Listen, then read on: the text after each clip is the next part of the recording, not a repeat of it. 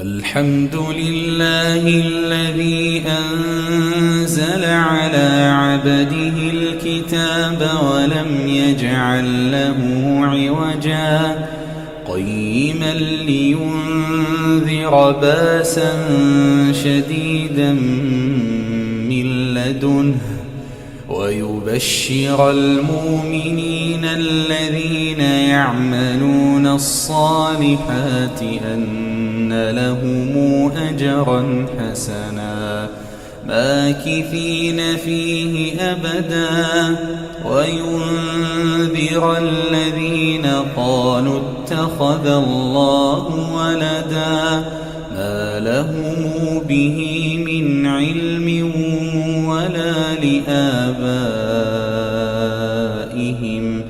كبرت كلمة تخرج من أفواههم إن يقولون إلا كذبا فلعلك باخع نفسك على آثارهم إن لم يؤمنوا بهذا الحديث أسفا إنا جعلنا ما على الأرض زينة لها لنبلوهم أيهم أحسن عملا وإنا لجاعلون ما عليها صعيدا جرزا أم حسبت أن أصحاب الكهف والرقيم كانوا من آياتنا عجبا إذ أوى الفتية إلى الكهف فقالوا ربنا آتنا من لدنك رحمة وهيئ لنا من أمرنا رشدا فضربنا على آذانهم في الكهف سنين عددا ثم بعثناهم لنعلم أي الحزبين أحصى لما لبثوا أمدا نحن نقص عليك نبأهم بالحق إنهم فتية آمنوا بربهم وزدناهم هدى وربطنا على قلوبهم إذ قاموا فقالوا ربنا رب السماوات والأرض لن ندعو من دونه إلها لقد قلنا إذا شططا هؤلاء قومنا اتخذوا من دونه آلهة لولا ياتون عليهم بسلطان بين فمن أظلم ممن افترى على الله كذبا وإذ اعتزلتموهم وما يعبدون إلا الله فاووا إلى الكهف ينشر لكم ربكم من رحمته ويهيئ لكم من أمركم مرفقا وترى الشمس إذا طلعت تزاور عن كهفهم ذات اليمين وإذا غربت تقرضهم ذات الشمال وهم في فجوة منه ذلك من آيات الله من يهد الله فهو المهتدي ومن يضلل فلن تجد له وليا مرشدا وتحسبهم أيقاظا وهم رقود ونقلبهم ذات اليمين وذات الشمال وكلبهم باسط ذراعيه بالوصيد لو اطلعت عليهم لوليت منهم فرارا ولمليت منهم رعبا وكذلك بعثناهم ليتساءلوا بينهم قال قائل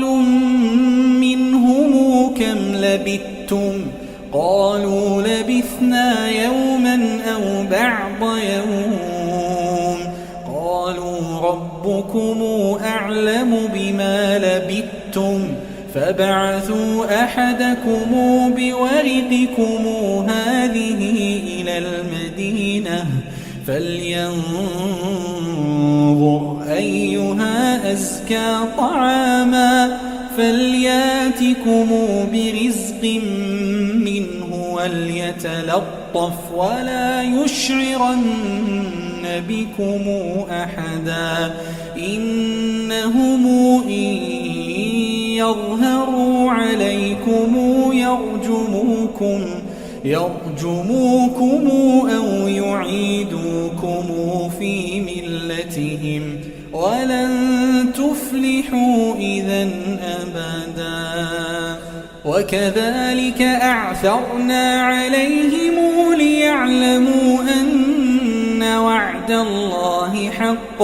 وأن الساعة لا ريب فيها إذ يتنازعون بينهم أمرهم فقالوا بنوا عليهم بنيانا ربهم أعلم بهم قال الذين غلبوا على أمرهم لنتخذن عليهم مسجدا سيقولون ثلاثة رابعهم كلبهم ويقولون خمسة سادسهم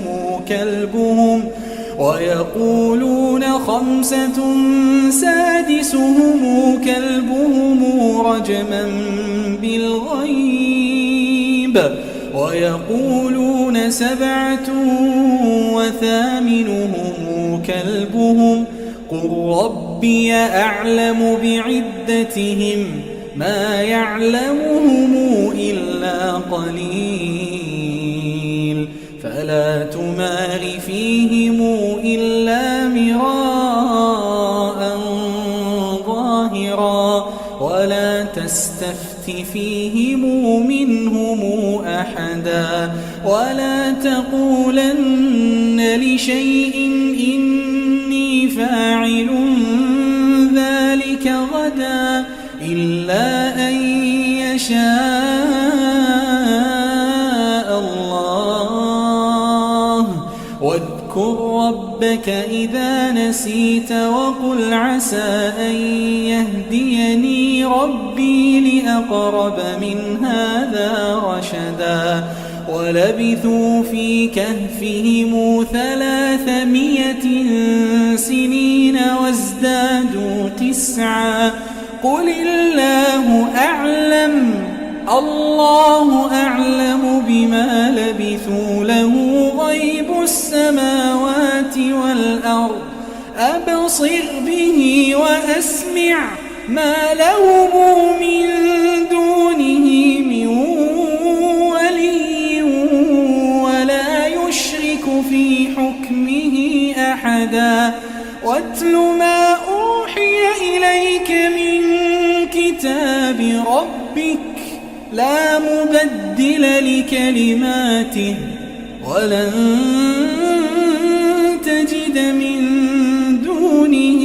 ملتحدا واصبر نفسك مع الذين يدعون ربهم بالغداة والعشي يريدون وجهه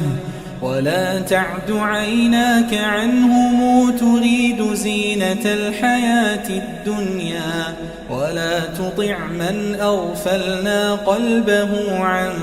ذكرنا واتبع هواه وكان أمره فرطا وقل الحق من ربكم فمن شاء فليؤمن ومن شاء فليكفر إنا أعتدنا للظالمين نارا أحاط بهم سرادقها وإن يستغيثوا يغاثوا بماء كالمهل يشوي الوجوه بئس الشراب وساءت مرتفقا إن الذين آمنوا وعملوا الصالحات إنا لا نضيع أجر من أحسن عملا أولئك لهم جنات عدن تجري من تحتهم الأنهار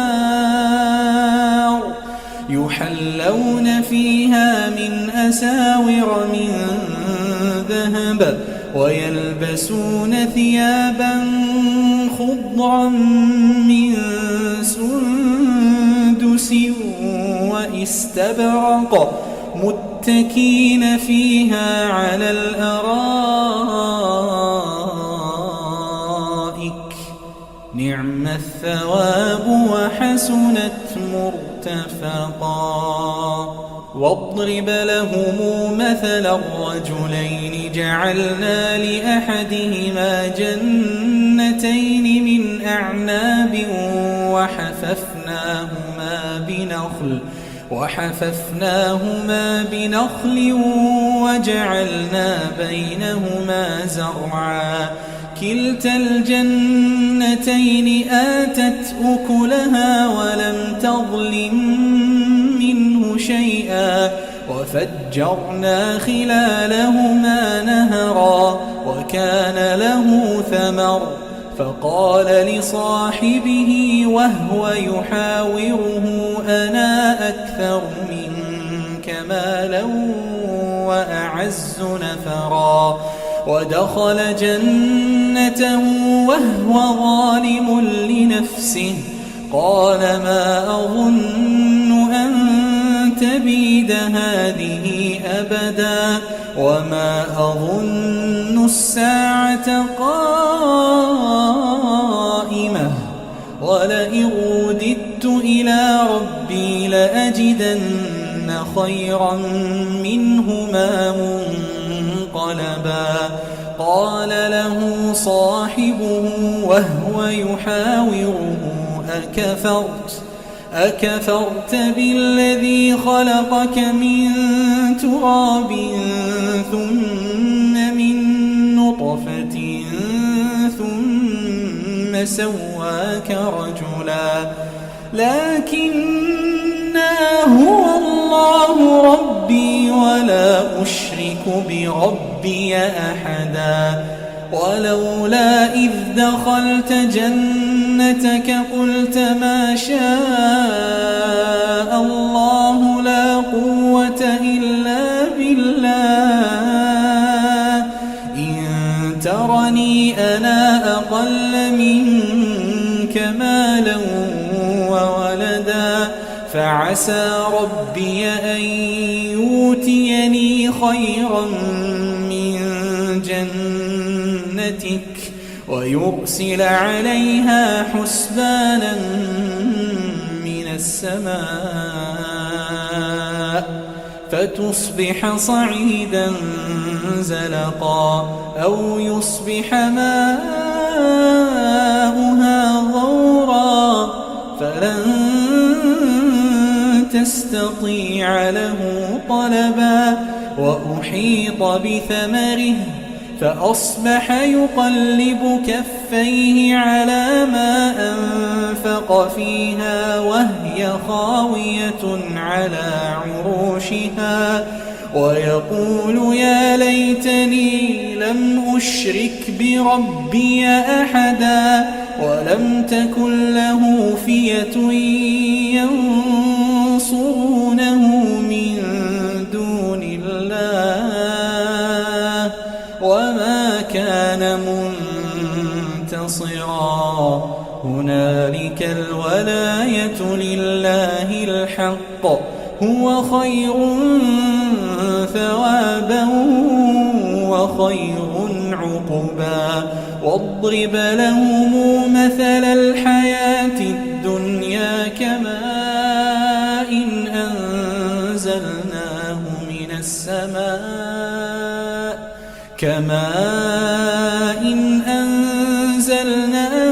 السماء فاختلط به نبات الأرض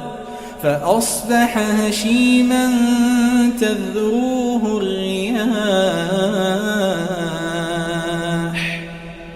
وكان الله على كل شيء مقتدرا.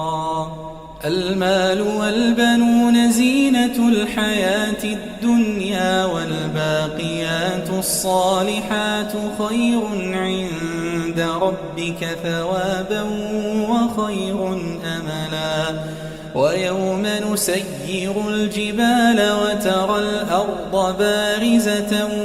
وحشرناهم فلم نغادر منهم أحدا وعرضوا على ربك صفا لقد جئتمونا كما خلقناكم أول مرة بل زعمتم أن لن نجعل لكم موعدا. ووضع الكتاب فترى المجرمين مشفقين مما فيه ويقولون يا ويلتنا ما لهذا الكتاب لا يغادر صغيرة ولا كبيرة إلا أحصاها ووجدوا ما عملوا حاضرا ولا يظلم ربك أحدا. وإذ قلنا للملائكة اسجدوا لآدم فسجدوا إلا إبليس كان من الجن ففسق عن أمر ربه أفتتخذونه وذريته أولياء من دوني وهم لكم عدو بئس للظالمين بدلا. ما أشهدناهم خلق السماوات والأرض ولا خلق أنفسهم وما كنت متخذ المضلين عضدا. ويوم يقول نادوا شركائي الذين زعمتم فدعوهم فلم يستجيبوا لهم وجعلنا بينهم موبقا. ورأى المجرمون النار فظنوا أنهم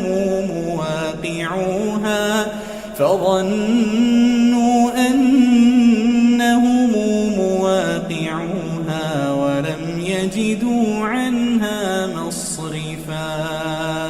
ولقد صرفنا في هذا القرآن للناس من كل مثل وكان الإنسان أكثر شيء جدلا. وما منع الناس أن يؤمنوا إذ جاءهم الهدى ويستغفروا ربهم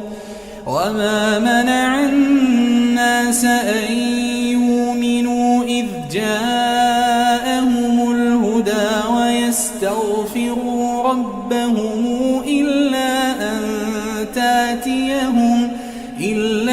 أن تاتيهم سنة الأولين أو ياتيهم العذاب قبلا. وما نرسل المرسلين إلا مبشرين ومنذرين ويجادل الذين كفروا بالباطل ليدحضوا به الحق واتخذوا آياتي وما أنذروا هزؤا ومن أظلم ممن ذكر بآيات ربه فأعرض عنها ونسي ما قدمت يداه إنا جعلنا على قلوبهم أكنة أن يفقهوه وفي آذانهم وقرا وإن تدعهم إلى الهدى فلن يهتدوا إذا أبدا وربك الغفور ذو الرحمة لو يواخذهم بما كسبوا لعجل لهم العذاب بل لهم موعد لن يجدوا من دونه موئلا وتلك القرى أهلكناهم لما ظلموا وجعلنا لمهلكهم موعدا وإذ قال موسى لفتاه لا أبرح حتى أبلغ مجمع البحرين أو أمضي حقبا فلما بلغا مجمع بينهما نسيا حوتهما فاتخذ سبيله في البحر سربا فلما جاوزا قال لفتاه آتنا غداءنا لقد لقينا من سفرنا هذا نصبا قال أرأيت إذ أوينا إلى الصخرة فإني نسيت الحوت وما أنسانيه إلا الشيطان أن أذكره واتخذ سبيله في البحر عجبا قال ذلك ما كنا نبغي فارتدا على آثارهما قصصا فوجدا عبدا من عبادنا آتيناه رحمة من عندنا وعلمناه من لدنا علما قال له موسى هل أتبعك على أن تعلمني مما علمت رشدا قال إنك لن تستطيع معي صبرا وكيف تصبر على ما لم تحط به خبرا قال ستجدني إن شاء الله صابرا ولا أعصي لك أمرا قال فإن اتبعتني فلا تسألني عن شيء حتى أحدث لك منه ذكرا فانطلقا حتى إذا ركبا في السفينة خرقها قال أخرقتها لتغرق أهلها لقد جئت شيئا إمرا قال ألم أقل إنك لن تستطيع معي صبرا قال لا تواخذني بما نسيت ولا ترهقني من أمري عسرا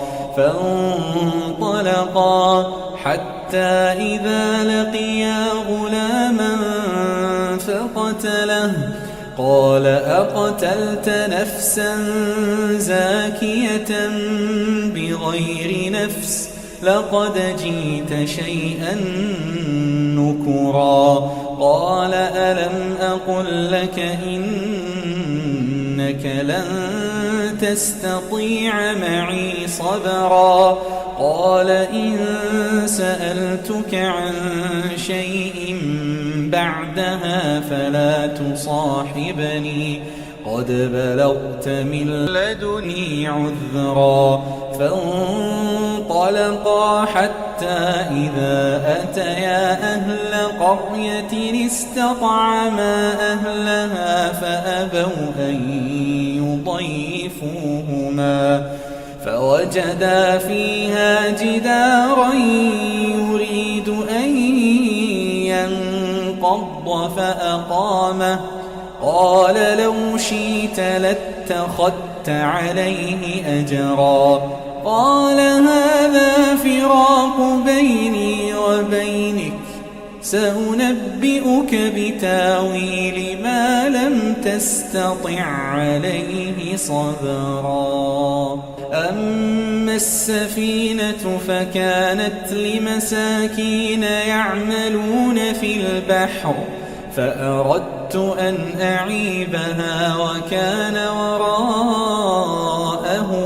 ملك يأخذ كل سفينة غصبا. وأما الغلام فكان أبواه مؤمنين فخشينا أن يرهقهما طغيانا وكفرا فأردنا أن يبدلهما ربهما خيرا منه زكاة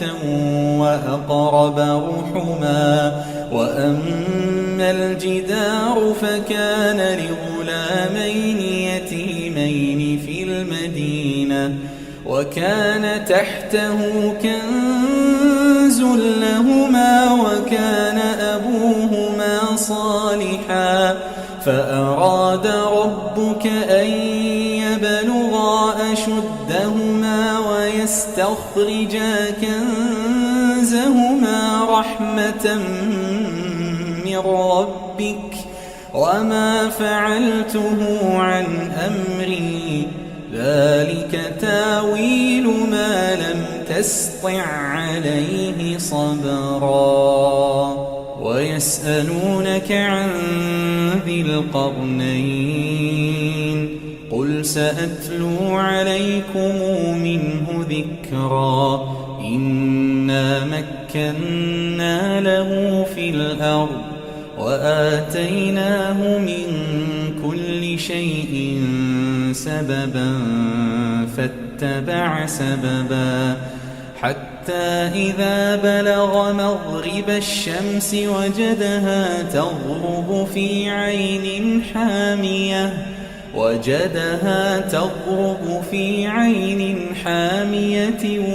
ووجد عندها قوما قلنا يا ذا القرنين إما أن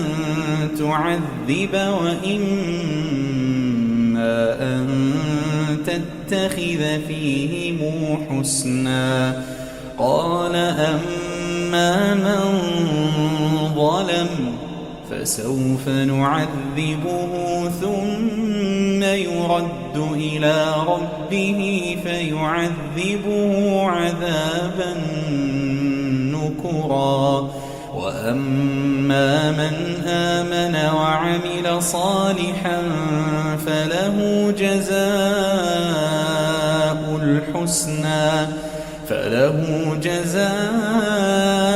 الحسنى وسنقول له من أمرنا يسرا. ثم اتبع سببا حتى إذا بلغ مطلع الشمس وجدها تطلع على قوم لم نجعل لهم من دونها سترا كذلك وقد أحطنا بما لديه خبرا. ثم اتبع سببا حتى إذا بلغ بين السدين وجد من دونهما قوما لا يكادون يفقهون قولا. قالوا يا ذا القرنين إن ياجوج وماجوج مفسدون في الأرض فهل نجعل لك خرجا على أن تجعل بيننا وبينهم سدا؟ قال ما مكني فيه ربي خير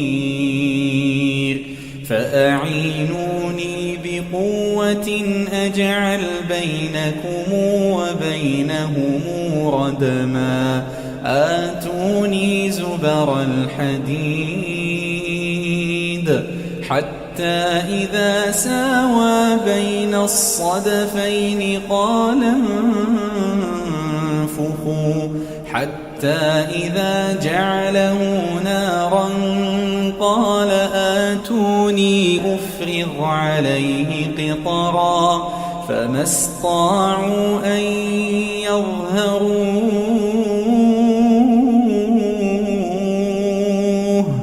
وما استطاعوا له نقبا قال هذا رحمة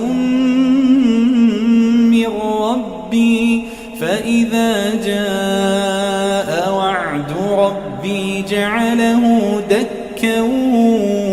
وكان وعد ربي حقا وتركنا بعضهم يومئذ يموج في بعض ونفخ في الصور فجمعناهم جمعا وعرضنا جهنم يومئذ للكافرين عرضا الذين كانت أعينهم في غطاء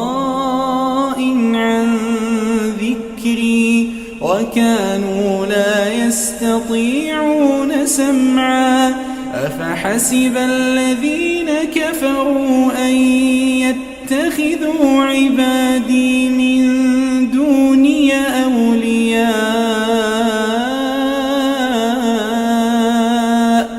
إنا أعتدنا جهنم للكافرين نزلا قل هل ننبئكم بالأخسرين أعمالا الذين ضل سعيهم في الحياة الدنيا وهم يحسبون أنهم يحسنون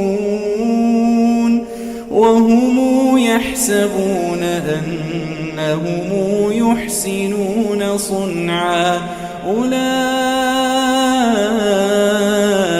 الذين كفروا بآيات ربهم ولقائه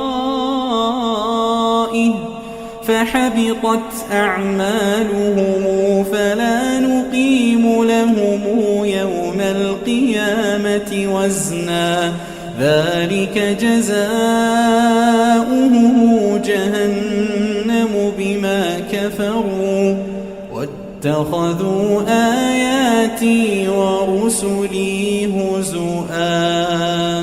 إن الذين آمنوا وعملوا الصالحات كانت لهم جنات الفردوس نزلا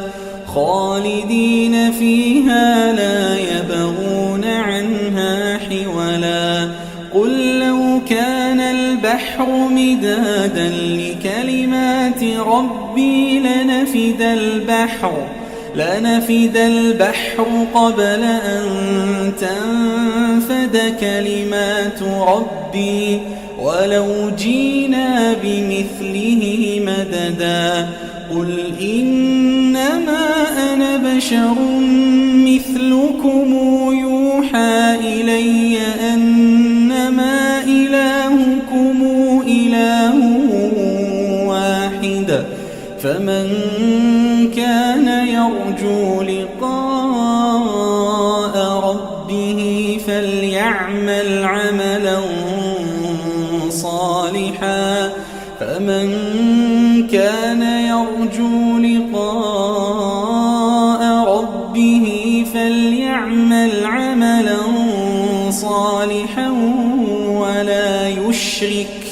ولا يشرك بعبادة ربه أحدا.